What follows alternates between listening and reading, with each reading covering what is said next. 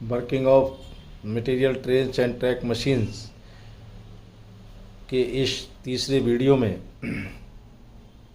गाड़ी को पुश करने के संबंध में विस्तार से बताया गया है। नंबर 1, मटेरियल गाड़ी को पुश करना। 1 in 100 से अधिक खड़े ढाल पर सामग्री गाड़ी को पुश नहीं करना चाहिए।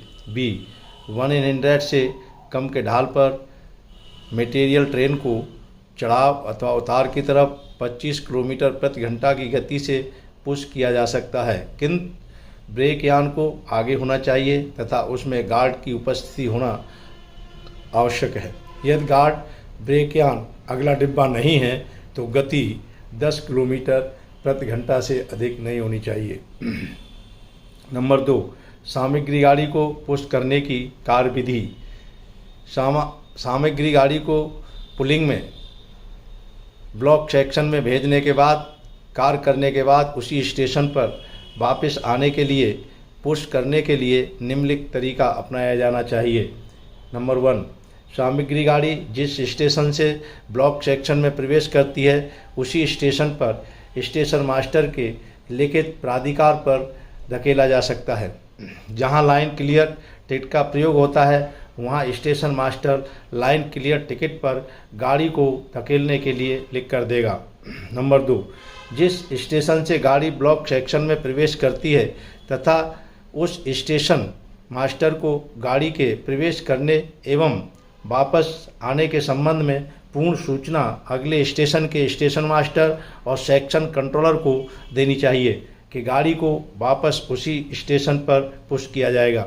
इसके बाद वह अगले स्टेशन से ब्लॉक यंत्रों पर तथा जहां ब्लॉक यंत्रों की व्यवस्था नहीं है वहां मोर्स यंत्र पर सेक्शन में रुकने वाली गाड़ी के लिए लाइन क्लियर के संकेत की स्वीकृति प्राप्त करेगा तथा समान तरीके से गाड़ी के सेक्शन में प्रवेश करने का संकेत देगा।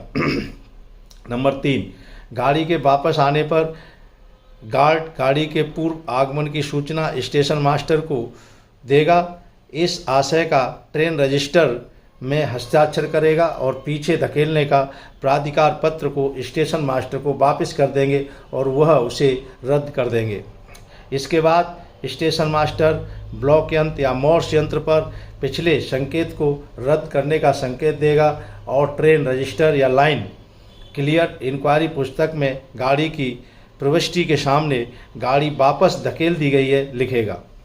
4, गाड़ी को वापस धकेलने का निर्णय लेने के बाद उसे बदला नहीं जाएगा तथा गाड़ी को अगले स्टेशन पर नहीं ले जाना चाहिए। 5, लाइन पर कार्य करने वाले कर्मचारियों को गाड़ी के वापस धकेलने की सूचना देने के लिए गाड़ी के ब्लॉक सेक्शन में प्रवेश करने से पहले इंजन के आगे तथा ब्रेक यान के पीछे सुविधाजनक स्थान पर हरी झंडी बांधी जानी चाहिए। 6वां, दोहरी लाइन पर गाड़ी को स्टेशन पर वापस पुश करते समय गाड़ी को एडवांस सिग्नल पर अनिवार्य रूप से खड़ा किया जाएगा तथा ड्राइवर सीटी देगा। उसके बाद गाड़ी को खाली लाइन पर पायलट करके स्टेशन में लाया जाएगा। B, यदि एडवांस सिग्नल नहीं है तब गाड़ी को विपरीत दिशा से संबंधित सबसे बाहरी सिग्नल के सामने रुकना चाहिए। उसके बाद गाड़ी को पायलट करके स्टेशन में लाना चाहिए।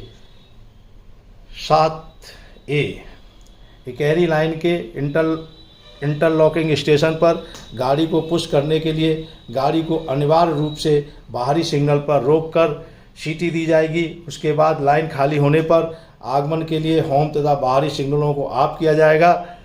B, अंतरपार्श्व रहित नॉन इंटरलॉक्ड स्टेशन पर गाड़ी को पुश करने के लिए बाहरी सिग्नल से बाहर खड़ा किया जाएगा। उसके बाद आगमन सिग्नलों को ऑफ करके गाड़ी को पायलट करके स्टेशन में लाना चाहिए। 8, आपात स्थिति को छोड़कर सामग्री गाड़ी को केवल दिन में ही पुश किया जाना चाहिए। यदि दुर्घटना या अन्य अपरिहार्य कारणों से रात में पुश करने की आवश्यकता होने पर अनिवार्यतः पैदल चाल से पुश किया जाएगा और गार्ड या सक्षम कर्मचारी को कम से कम 600 मीटर आगे खतरे का सिग्नल दिखाते हुए चलना चाहिए जब तक कि गाड़ी खड़ी न हो जाए। धन्यवाद।